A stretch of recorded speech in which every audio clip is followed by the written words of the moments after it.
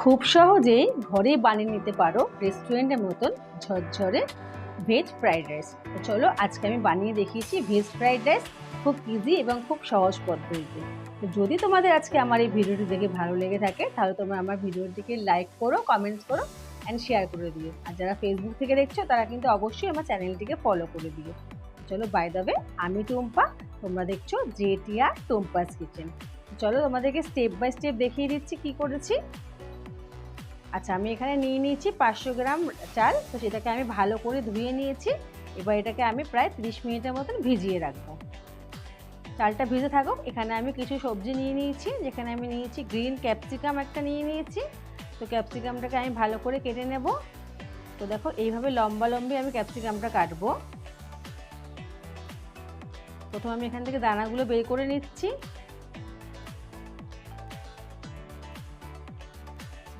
দেখো একদম এইভাবেই লম্বা লম্বি তোমরা ক্যাপসিকামগুলো কেটো, তাহলে দেখতেও খুব সুন্দর লাগে আর একদম গলেও যাবে না। তো এইভাবে লম্বা লম্বি করে কেটে নিচ্ছি আমি। এবার যেহেতু এটা অনেক বেশি লম্বা, তাই মাঝখান থেকে আমি এটাকে একটা ভাগ করে নিচ্ছি, তো সাইজটা আমার প্রমিনেন্ট থাকবে। তো দেখো আমি সব গ্রিন ক্যাপসিকামগুলো পুরোটাই কেটে নিয়েছি এখানে। আচ্ছা, এবার আমি নিয়ে নেবো একটা রেড ক্যাপসিকাম। চলো এটাকেও আমি একইভাবে কেটে নিচ্ছি। তো কী হয়, কালারফুল রেড গ্রিন কালারফুলগুলো নিলে কি হয়, দেখতেও খুব সুন্দর লাগে আর এগুলো খাওয়া খুবই উপকারী। তো চলো আমি এটাকেও লম্বা লম্বিভাবে কেটে নিচ্ছি, একদম একইভাবে সেমভাবে এটাকেও মাঝখান থেকে আমি দুভাগ করে নিচ্ছি।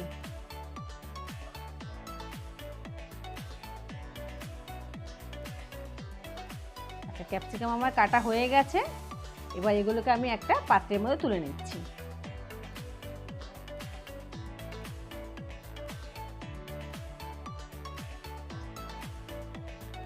এবার আমি এর মধ্যে নিয়ে নিয়েছি আরও কিছু সবজি, যেখানে আমি নিয়েছি একটা গাজর। গাজরটাকে আমি লম্বা লম্বিভাবে কেটে নেব। প্রথমে গাজরটাকে আমি 3 ভাগ করে নিলাম।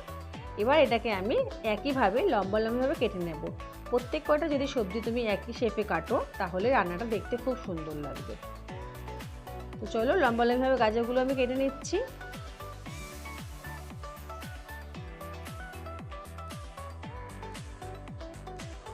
গাজর এখানে আমার কাটা মোটামুটি কমপ্লিট হয়ে গেছে।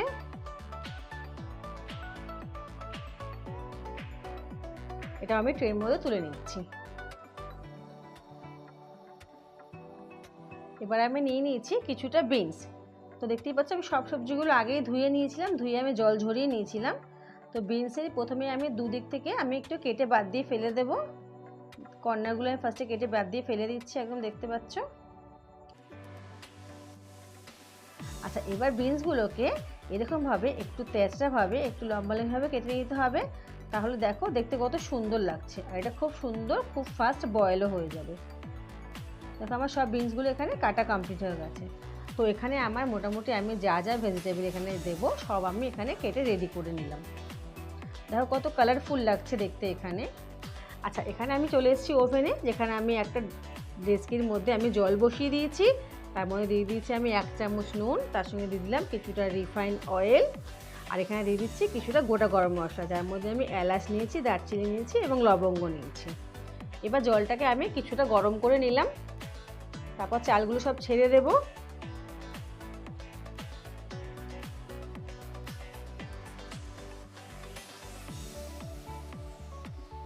এবার ভাতটা আমি রান্না করে নেব। ভাতটা আমি একদম পুরো রান্না করব না, আমি ভাতটা 70% রান্না করব।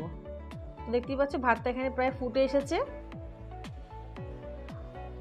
চালটা বয়েল হতে মোটামুটি 7 থেকে 8 মিনিট লাগবে। যদি তোমরা 30 মিনিট আগে ভিজিয়ে রাখো তো, আর চাল ভিজিয়ে রাখলে চাল একটু লম্বা লম্বাও লাগে দেখতে। দেখতেই পাচ্ছ ভাতে পুরো বয়েল চলে এসেছে, ভাত পুরো আমার ফুটে গেছে আর এখানে রান্নাটা মোটামুটি ভাত আমার রান্না কমপ্লিট হয়ে এসেছে।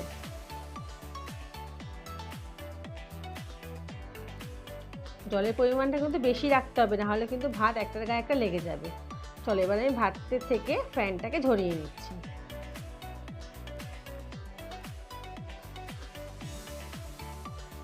এখানে চালের থেকে আমি জলটা ঝরিয়ে নিয়েছি। এদিকে আমি ওভেনে একটা কড়াই বসিয়ে নিয়েছি, যার মধ্যে দিয়ে দিচ্ছি কিছুটা রিফাইন তেল। আমি এখানে প্রায় 50 গ্রামের মতো রিফাইন তেল দিয়েছি। আর দিয়ে দেবো 2 চামচ ঘি। ঘিটা অবশ্যই দেবেন, ঘিটা দিলে খুব সুন্দর একটা স্মেল আসবে এবং খেতে খুবই টেস্টি হয়। তো চলো ঘিটা গলা অবধি ওয়েট করছি। ঘি এখানে একদম গলে গেছে। এবার যে আমি সবজিগুলো কেটে রেখেছিলাম সবজিগুলো একে একে ভেজে নেব। তার জন্য প্রথমে আমি ভাজবো গাজর, যেহেতু গাজর একটু শক্ত হয় তো গাজরগুলো আগে একটু আমি ভেজে নিচ্ছি। দেখো গাজর মোটামুটি আমার 20% মতন ভাজা হয়ে গেছে। এবার আমি এখানে দিয়ে দেব বিনসগুলো। বিনসগুলো দিয়ে একটু হালকা নেড়ে চেড়ে নিতে হবে। বিনস মোটামুটি ভাজা হয়ে এসেছে।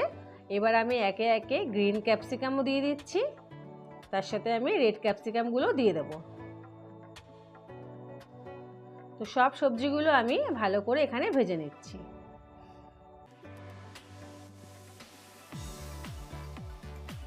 এখানে দিয়ে দিচ্ছি এবার পরিমাণ মতো নুন, তবে নুনটা লাস্টেই দেবেন। নুন যদি প্রথমে দেন তাহলে সবজি থেকে জল বেরিয়ে গিয়ে সবজি একদম নরম হয়ে যাবে। আচ্ছা, এবার আমি কিছুটা কিশমিশ ভিজিয়ে রেখেছিলাম আর কিছুটা কাজু বাদাম ভিজিয়ে রেখেছিলাম। তো কাজু কিশমিশগুলো এর মধ্যে দিয়ে সেগুলোকে আমি ভালো করে ভেজে নেব। তবে খুব বেশি ভাজার দরকার নেই, যেহেতু কাজু কিশমিশ আগের থেকে ভেজানোই ছিল, তো খুব বেশি ভাজার দরকার নেই। তো দেখো এখানে আমার ভাজা মোটামুটি কমপ্লিট হয়ে গেছে। এবার আমি এগুলোকে একটা পাত্রের মধ্যে তুলে নিচ্ছি। আচ্ছা, ওই তেলের মধ্যে আমি দিয়ে দিচ্ছি আর 1 চামচের মতন ঘি। ঘিটা গলে গেলে আমি এখানে দিয়ে দেবো 2 তেজপাতা ফোড়ন, দিয়ে দিচ্ছি আবার গোটা গরম মশলা ফোড়ন। তো ফোড়নটা একটু নেড়ে চেড়ে নিতে হবে যাতে এটার থেকে খুব সুন্দর একটা সুগন্ধ চলে আসে আর ফোড়নটা ভালো করে ভাজা ভাজা হয়ে যায়। এবার আমি যে চালটা আমি এখানে রেডি করে রেখেছিলাম বা ভাতটা বানিয়ে রেখেছিলাম সেটা আমি পুরো এর মধ্যে ঢেলে দেবো। ভালো করে নাড়িয়ে চাড়িয়ে নেব দিয়ে। আচ্ছা, এই সময় কিন্তু গ্যাসের ফ্লেমটা একদম লোতে রাখতে হবে, গ্যাসের ফ্লেমটা হাই রাখা যাবে না, তাহলে চালটা তলায় লেগেও যেতে পারে আর ভাতগুলো ভেঙেও যেতে পারে। তো দেখো এখানে আমি হালকা হাতে উল্টে পাল্টে নিচ্ছি, খুব বেশি উল্টে পাল্টে নেওয়ার দরকার নেই। আচ্ছা, ওপর থেকে যে আমি সবজিগুলো প্লাস কাজু কিশমিশগুলো ভেজে রেখেছিলাম সেগুলো আমি দিয়ে ভালো করে নেড়ে চেড়ে এটাকে আমি রেডি করে নিচ্ছি। দেখতেই পাচ্ছ চালটা সাদা, তার মধ্যে কালারিং যে আমাদের সবজিগুলো আছে তার জন্য কত সুন্দর লাগছে দেখতে আর খুব সুন্দর একটা গন্ধ বেরিয়ে গেছে। ভালো করে নেড়ে চেড়ে নিতে হবে। প্রায় এখানে 3 থেকে 4 মিনিট তোমার ভাতটাকে রান্না করতে হবে। তোমাদের যদি মনে হয় ঘি বা তেল তোমরা একটু বেশি খাবে সেক্ষেত্রে তোমরা আরেকটু বেশি ঘি দিতে পারো বা আরেকটু বেশি রিফাইন্ড অয়েলও দিতে পারো। আমার চালের সঙ্গে সব সবজি ভালো করে মিশে গেছে। এখানে আমি কিছুটা চিনি, যেটাকে আমি গুঁড়ো করে নিয়েছিলাম, এখানে চিনি গুঁড়ো দিলেই ভালো হয়। তোমার যদি চিনি গুঁড়ো রেডি করা না থাকে তাহলে তোমরা কিন্তু গোটা চিনিও দিতে পারো। তো চিনি গুঁড়োটা দিয়ে তবে তোমরা যে যেরকম মিষ্টি খেতে পছন্দ করো সেরকম হিসাবে মিষ্টি দিও। আমি এখানে খুব মিষ্টি খাবো না, তাই আমি এখানে 2 চামচের মতন গুঁড়ো চিনি দিয়েছি। এবার ভালো করে নেড়ে চেড়ে নিয়ে ওপর থেকে ঘি ছড়িয়ে দিলেই আমার আজকে ভেজ ফ্রাইড রাইস রেডি হয়ে যাবে। তো চলো একটু হালকা হাতে নেড়ে চেড়ে নিচ্ছি যাতে ঘিটা আমার গলে যায়। আহা কি সুন্দর সুগন্ধ বেরাচ্ছে। তো চলো, যদি তোমাদের আজকে আমার এই ভিডিওটি ভালো লেগে থাকে তাহলে তোমরা প্লিজ আমার চ্যানেলটিকে সাবস্ক্রাইব করে দিও, লাইক কমেন্ট অ্যান্ড শেয়ার করে দিও। আর কে কোথা থেকে দেখছো আমায় কিন্তু অবশ্যই কমেন্টসে জানাবে।